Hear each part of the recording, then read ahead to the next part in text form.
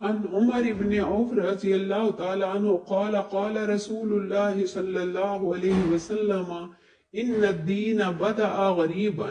وسيعود كما بدأ فطوبى للغرباء وهم الذين يصلحون الناس من بعدي من سنتي۔ حضرت عمر بن عوف رضی اللہ تعالی عنہ سے روایت ہے کہ رسول اللہ صلی اللہ علیہ وسلم نے فرمایا، دین یعنی اسلام جب شروع ہوا تو وہ غریب تھا یعنی اجنبی تھا، پھر وہ ایسا ہی ہو جائے گا جیسے اس کی ابتدا ہوئی، بس مبارک ہو یا خوشی کی خبر ہو غرباء کے لیے۔ یہ وہ لوگ ہیں جو اس بگاڑ کی اصلاح کی کوشش کریں گے جو میرے بعد میری سنت میں لوگ کریں گے۔ ہماری اردو زبان میں تو غریب نادار اور مفلس کو کہا جاتا ہے، لیکن عربی زبان میں اس کے معنی ہے پردیسی یا اجنبی جس کو کوئی پہچانتا نہ ہو اور نہ ہی لوگ اس کی جان پہچان رکھتے ہوں۔ رسول اللہ صلی اللہ علیہ وسلم کے اس قول سے یہ پتہ چلتا ہے کہ اسلام کی دعوت کا آغاز ہوا۔ آپ صلی اللہ علیہ وسلم نے اہل مکہ کے سامنے اس کی تعلیم، اسلامی عقائد اور اعمال، اس کے نظام زندگی پیش کیے کہ تو لوگوں کے لیے یہ سب کچھ نامانوس تھا اور اجنبی تھا، بالکل ایسے ہی جیسے ایک پردیسی کسی نئی جگہ پر جاتا ہے تو اس کو جاننے پہچاننے والا کوئی نہیں ہوتا۔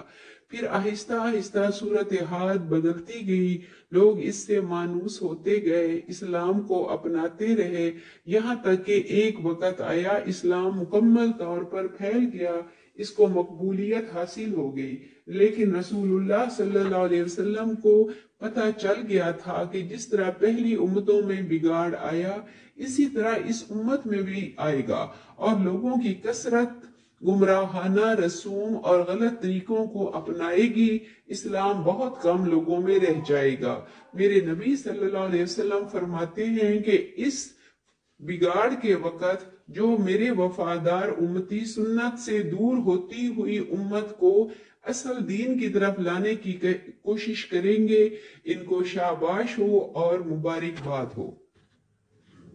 حضرت علی سے روایت ہے کہ رسول اللہ صلی اللہ علیہ وسلم نے فرمایا، جس نے میری کوئی سنت زندہ کی جو میرے بعد مردہ ہو گئی تھی تو اس نے مجھ سے محبت کی، اور جس نے مجھ سے محبت کی وہ میرے ساتھ ہوگا۔ اب جو شخص رسول اللہ صلی اللہ علیہ وسلم کے طریقوں کو نئے سرے سے جاری کرے گا وہی سچا عاشق ہوگا، محبت کرنے والا ہوگا، اسے دنیا سے رخصت ہونے کے بعد جنت میں رسول اللہ صلی اللہ علیہ وسلم کا ساتھ نصیب ہوگا۔ یہی کامیابی ہے۔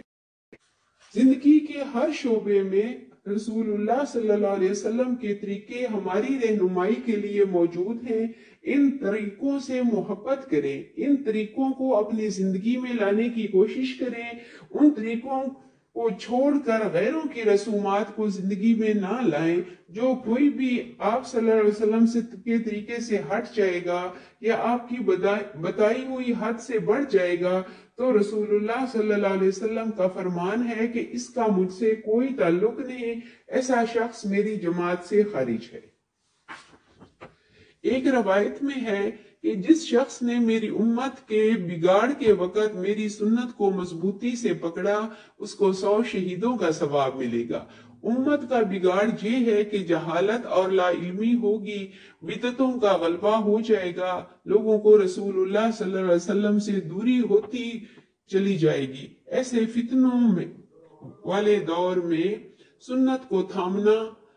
مشکل کا کام ہے، تبھی تو اس پر بڑا اجر دیا گیا ہے، یعنی 100 شہید کے برابر ثواب ملے گا۔ شہید کے لیے یہ فرمایا گیا کہ جب اس کے خون کا پہلا قطرہ گرتا ہے تو اس کے تمام گناہ معاف ہو جاتے ہیں، پھر ہر قطرے کے بدلے جنت میں درجہ بلند ہوتا جاتا ہے۔ پھر 100 شہید کا ثواب اس لیے ملے گا کہ شہید نے ایک مرتبہ اللہ کی راہ میں اپنی جان لوٹا دی اور وہ دنیا کی مشقتوں سے نجات پا گیا، مگر دین پر چلنے والے کو قدم قدم پر مشکلات کا سامنا کرنا پڑتا ہے، تانے برداشت کرنے پڑتے ہیں۔ اس زمانے میں آپ کو مسلمان کہنے والی امت رسول اللہ صلی اللہ علیہ وسلم کے طریقوں سے بہت دور ہو چکی ہے۔